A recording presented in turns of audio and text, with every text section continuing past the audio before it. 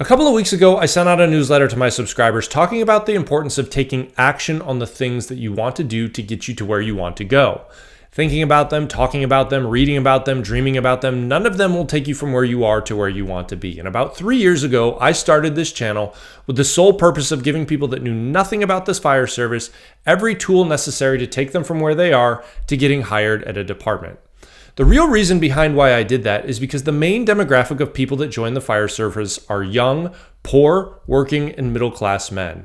And I believed then, and I think the problem has only gotten worse now, that young, poor, working, and middle-class men have become the most forgotten group in our society. And it seems like there's only one of two main narratives that young men hear these days. The first one is the traditional mainstream narrative, that men are supposed to be weak and docile and just be better, because if you don't, you're exercising your role in the tyrannical patriarchy, you are exhibiting toxic masculinity, and any effort or attempt by you to improve yourself or move up or be successful in some area of your life is just you being toxic and tyrannical. That's nonsense, it's divisive, and it's demoralizing for so many young men, especially young men that don't have a strong male role model in their life. The other narrative seems to be this counterculture narrative, the one where you're supposed to be some sort of narcissistic, sociopathic, sigma male, lone wolf, whatever other internet term you want to come up with for that. You treat women poorly, you make a bunch of money, and you do it so you can blow it on cars and other things that in the end don't really matter. And that may work for you in the short term, but over time that's going to lead to a very miserable life. And most of the people that push that idea are some of the most scared and lonely people out there. And if you're a young man, maybe you're 18, 20, 22, 25 years old, you're trying to figure out, you're just getting started in your career, this can be very confusing because you don't have a strong male role model in your life. You don't really know how you're supposed to act when you go out into the world. I know because at one point I was that guy. My dad died when I was 15, and it took me years to figure out so many things that I wish I would have known in my early 20s that I didn't know till my early 30s. But the biggest problem with these two narratives is it doesn't address any of the root causes. Why are men self-deleting at a record pace? Why are less men entering college to begin with? Why are even less men finishing college, and why are men dropping out of the workforce in droves?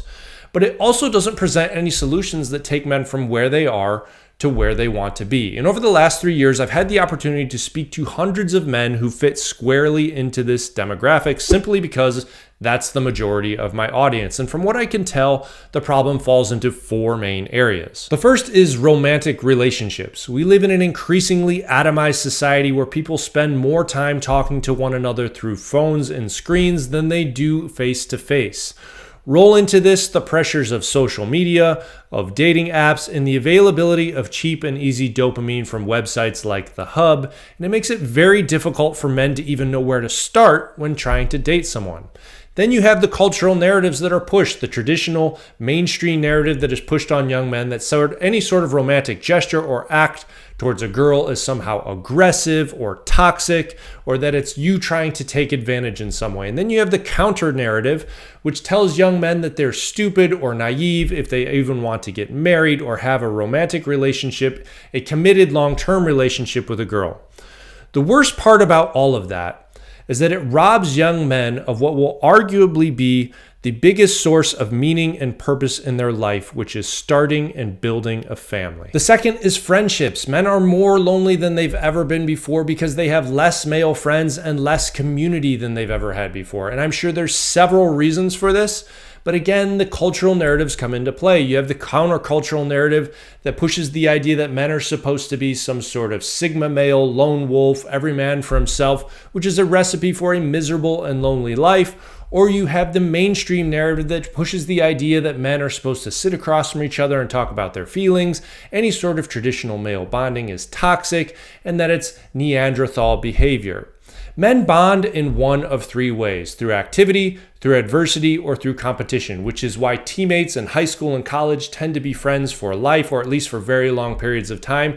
And the same thing is for men that go off to war and come back. They usually are very close to some, if not all of those men for the rest of their life. So to diminish the way that men traditionally bond with each other is so harmful, particularly to young men who don't know how to do that. The third is career. I can't tell you how many young men over the last 3 years have reached out to me asking me to teach them how to do basic things like do a video on how to tie a tie, how to shave your face properly before an interview, how to pick out clothes for an interview, what are you supposed to wear, how are you supposed to address people, how are you supposed to shake hands, how are you supposed to look people in the eyes.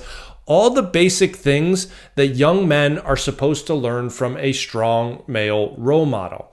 Now, the easy thing to do is point at these young men and laugh at them and say, how pathetic is that? You're a grown man and you don't even know these basic things. But I think it completely misses the point, is that there are so many young men out there that don't have a single person in their life that cares about them enough or knows how to teach them how to do these very basic things. These are very important basic skills that you will need if you want to go out into the workplace and sell your knowledge, skills, and abilities to a potential employer so that you're able to make an income and work your way up through life. And finally, your health. I think I read an article the other day that said 70% of young people aren't even eligible for military service without a waiver. It is amazing to me that we live in a society where a narrative that's constantly pushed on young men is somehow that them working out and getting more fit and stronger and bigger and more athletic is somehow wrong or toxic, that it's preferable to be kind of dumpy with a dad bod. I do not understand that. Now, not everybody has to be a Mr. Olympia, but at least get out, at least go be active and try and push yourself to become the best physical version of yourself that you can. So why am I even talking about this and what's next? Well, first, if you couldn't tell, this is an issue that is very near and dear to me. I understand because I was at one point that lost young man as well. And for poor, working, and middle-class young men, it is so rare for them to hear a positive or encouraging word. Someone reaching out to them, telling them that they have potential, telling them that they can be better, telling them that they can do better and they can do more with their lives. So I want this to be a place that's encouraging and positive, particularly for that group of people.